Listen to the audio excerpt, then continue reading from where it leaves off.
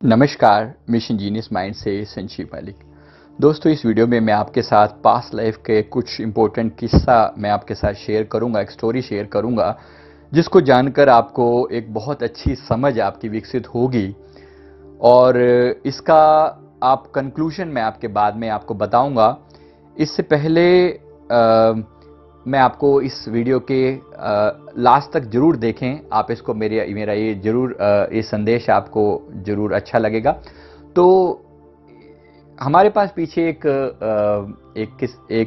Case आया, जहां पर एक लड़की ने बताया कि उसके अनेक लोगों से उसके जो उसके जो है रिलेशन रह चुके हैं, और उसको ये समझ में नहीं आता कि ऐसा क्यों होता है, लेकिन वो बार बार रिलेशन में पड़ जाती है। अभी तक उसकी मैरिज नहीं हुई है, लेकिन अलग अलग जगह पर रिलेशन रहे, और थोड़ा हमें बुरा भी लगा, बट थोड़ा मतलब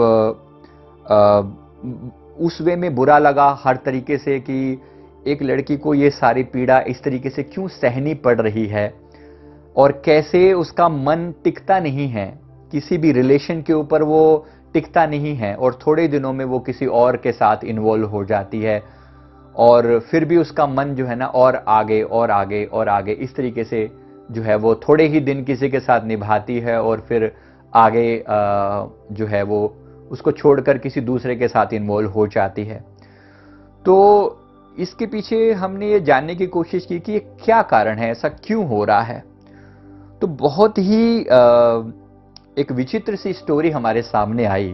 पास्ट लाइफ देखने पर हमें समझ में आया कि ये लड़की पिछले जीवन में एक ईसाई पादरी थी, और इसका जो ये जैसे ईसाई पादरी आप जानते हैं कि जो फादर होते हैं वो किसी रिमोट एरिया में किसी अच्छे किसी अच्छे सिटी में थी, जहां पर बहुत सारे लोग उस कैथेड्रल में उस चर्च में आते थे, और आकर उसके सामने पादरी के सामने कन्फेशन करते थे।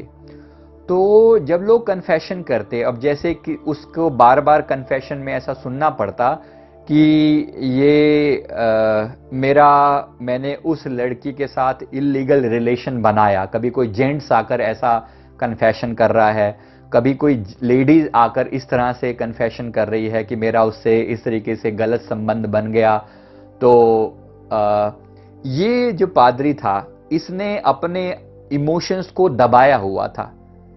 इसके अंदर भी वो डिजायर थी, मतलब फिजिकल रिलेशन की डिजायर थी, लेकिन ये अपने आप को हमेशा दबा कर रहता था। तो इसकी जब ये लोगों के कन्फेशन सुनता, इसके मन में वो डिजायर बार बार पैदा होती कि मतलब ऐसे लोग सारे मजे ले रहे हैं, मुझे भी मजे मिलने चाहिए थे। मैं फालतू में कहां ये मैं पादरी बनकर बैठा हूं, मुझे भी मजे मिलने चाहिए थे, ऐसा उसके मन में आया था।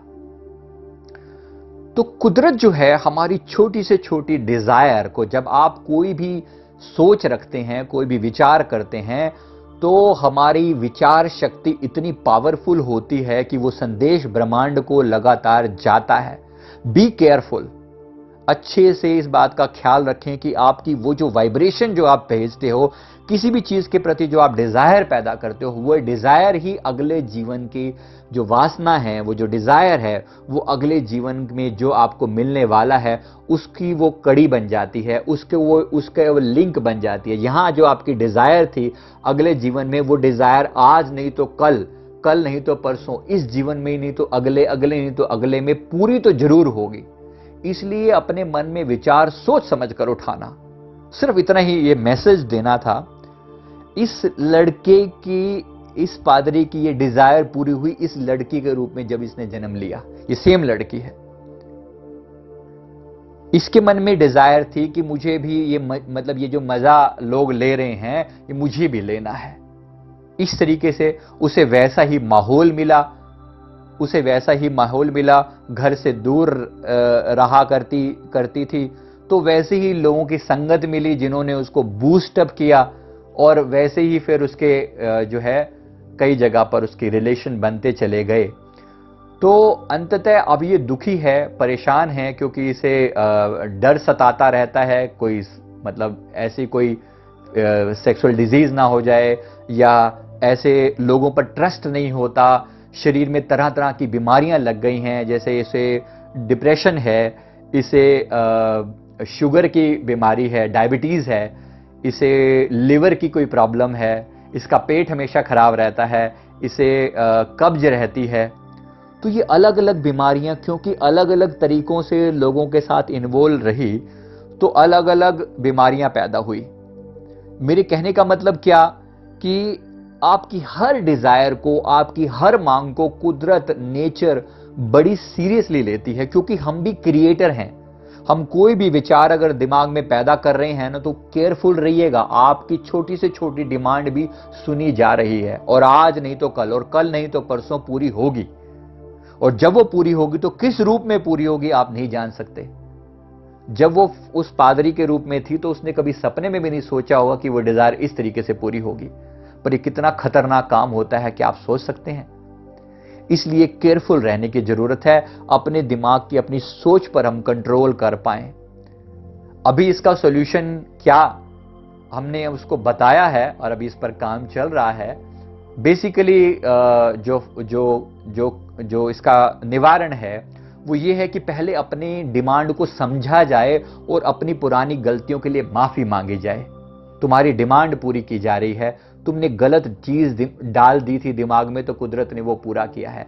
आज आप भी अपने जीवन पर दृष्टि डालकर देखिए, आपके जीवन में जो भी सुख, जो भी दुख, जो भी परिस्थितियां पैदा हुई हैं, वो सब आपकी अपनी ही मांग की हुई है।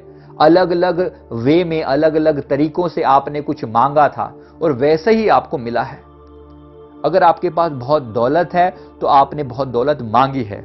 अगर आपका जीवन संघर्षपूर्ण है तो आपने वो संघर्ष मांगा है।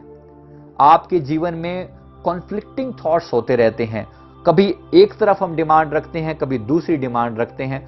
कुदरत हमारी हर बात का सम्मान करती है, राइट? तो दोनों तरफ से उसकी डिमांड पूरी करने की कुदरत हर संभव प्रयास करती है।